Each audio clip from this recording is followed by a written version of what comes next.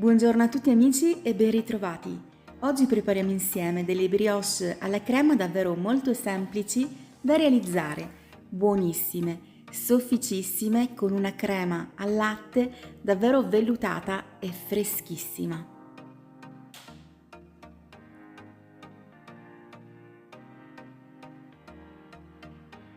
Possiamo preparare l'impasto sia a mano oppure se avete una planetaria sarà ancora più semplice. Prendiamo quindi la scodella, inseriamo all'interno 500 g di farina Manitoba, 500 g di farina 00. Con queste dosi otterremo circa 20 pezzi. Se volete potete dimezzare le dosi in base alle vostre necessità. Quindi incorporiamo 150 g di zucchero, 30 g di miele, 180 g di burro, 300 g di acqua a temperatura ambiente, un cucchiaino di sale, di vanillina, 10 g di lievito secco o 30 g di lievito fresco. Ci andiamo a pesare anche 200 g di latte intero. Quindi proseguiamo a impastare utilizzando il gancio.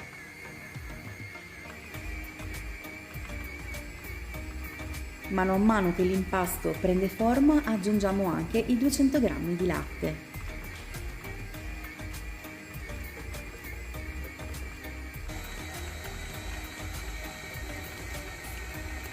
Come vedete l'impasto è incordato.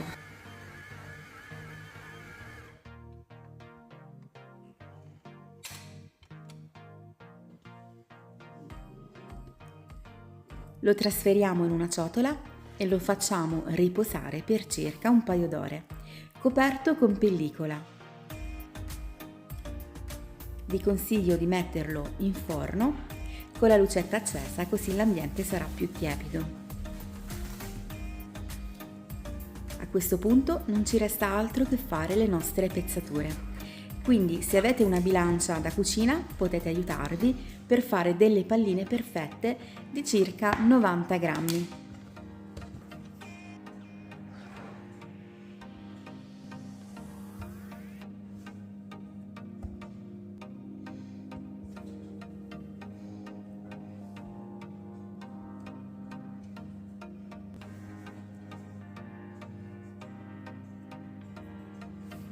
Chiudiamo quindi le palline e le andiamo ad arrotolare nel palmo delle nostre mani.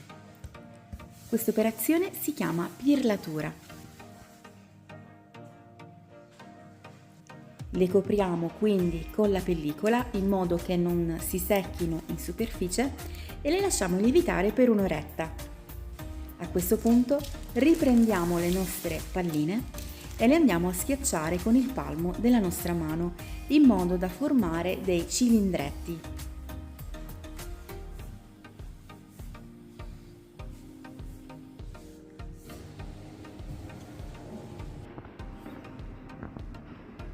Le lasciamo lievitare per circa 2 ore in un luogo tiepido. Nel frattempo possiamo prepararci la crema al latte, quindi in una ciotola aggiungiamo 120 g di amido di mais e 250 g di zucchero. Avremo bisogno anche di 1 litro di latte fresco. Ne aggiungiamo una parte nell'amido di mais e zucchero e la parte rimanente la versiamo in una pentola e la portiamo a bollore. Versiamo quindi il latte in cui abbiamo sciolto lo zucchero e l'amido e mescoliamo finché si addensa. L'aroma utilizzato per profumare questa crema è sempre la vanillina. Potete utilizzare anche la vaniglia in bacche se la preferite.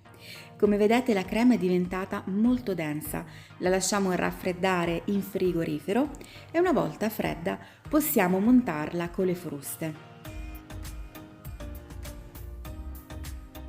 Aggiungiamo circa 100-120 g di panna fresca e continuiamo a montarla finché otterremo una crema vellutata. Bene, le nostre brioche sono lievitate e adesso non ci resta altro che andarle a spennellare con l'uovo.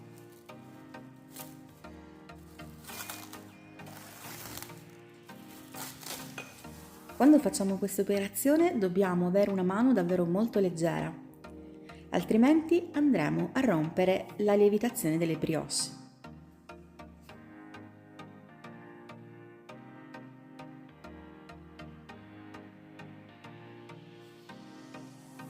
Inforniamo in forno statico preriscaldato a 180 gradi per circa 20 minuti. E questo è il risultato.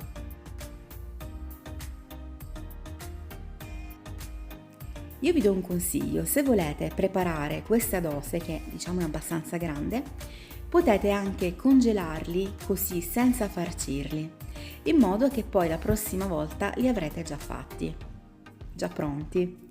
Sono morbidissimi e buonissimi. Sono sicura che se li farete vi piaceranno un sacco. Bene, questo è il momento della farcitura. Mi raccomando, la crema deve essere fredda di frigo.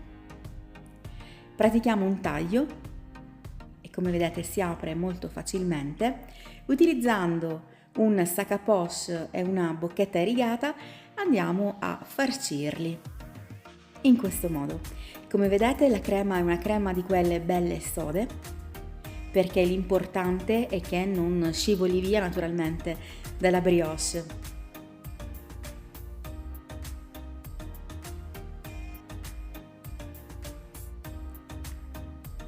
Vanno conservati in frigorifero e si mantengono benissimo per 2 giorni.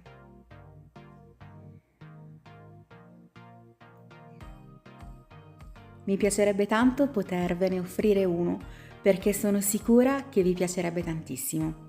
Queste brioche nella mia città li chiamiamo viennesi. Bene, spero che questa ricetta vi sia piaciuta, perché sono davvero buonissimi, sofficissimi e freschissimi. Una di quelle ricette da provare. Se la ricetta vi è piaciuta, sostenete il mio canale lasciando un bel like, iscrivendovi al canale e possibilmente condividendo questo video con i vostri amici. Mi trovate anche su Facebook e su Instagram. Vi aspetto, vi mando un bacione, vi auguro un buon weekend e ci vediamo presto con una nuova videoricetta. Ciao a tutti!